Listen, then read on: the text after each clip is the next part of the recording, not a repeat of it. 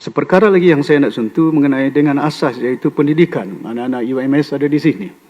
Saya bimbang ketinggalan kita dari segi AI, automation yang ada, iaitu dunia baru yang kita jauh, bukan hanya berbanding dengan rantau Asia, bahkan juga di negara Malaysia sendiri. We are lagging behind compared to other states, Selangor, Pulau Pinang. Dan di antara perkara yang membimbangkan saya, pendidikan itu. Kan ya? Mewujudkan satu kementerian pendidikan yang baru dan saya berharap dia mempunyai langkah-langkah yang agak komprehensif. Bayangkan tahun ini sejak belanjawan 490 bilion. Saya turut meluluskan di Dewan Negara, Dewan Rakyat. 490 bilion. Daripada 490 bilion, 60 bilion untuk pendidikan. Kemana duit ni? Saya suarakan di Parlimen. Takkan duit yang ada 60 bilion untuk pendidikan ini disalurkan kepada kawasan yang already well advanced in terms of facilities of education in the country. It must be distributed equally to the place and the people in needs.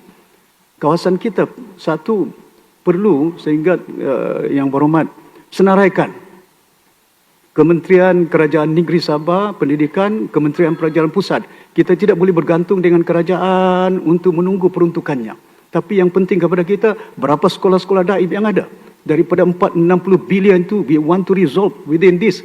Jangan sampai rancangan ke-14 lagi, masih lagi sekolah yang daif, tidak ada air, tidak ada elektrik. How can we equip ourselves dengan keadaan yang kita katakan bahawa bersaing dalam media sosial yang ada tapi terbatas. Kemiskinan, masih lagi, Datuk Speaker, 70 tahun dah kita. Dan kita tersorot di antara tempat yang masih termiskin, tergolong termiskin di bumi Malaysia ini. Dan saya bimbang langkah-langkah untuk mengatasi poverty ini. Kita kena sediakan kilang-kilang di pedalaman. Job opportunity untuk mengelakkan anak-anak kita berhijrah. Banyak anak-anak kita keluaran universiti, 7,000 pelajar-pelajar ini. Besok nanti ke mana? Mereka mungkin lulus dalam bidang pengurusan, keuangan, accountancy. But end of the day, the question is, do they get a job or not? Can they get a job in Sabah? Or they have to compete with other Malaysian students in Johor, in Selangor. So this is where I think it's important for us.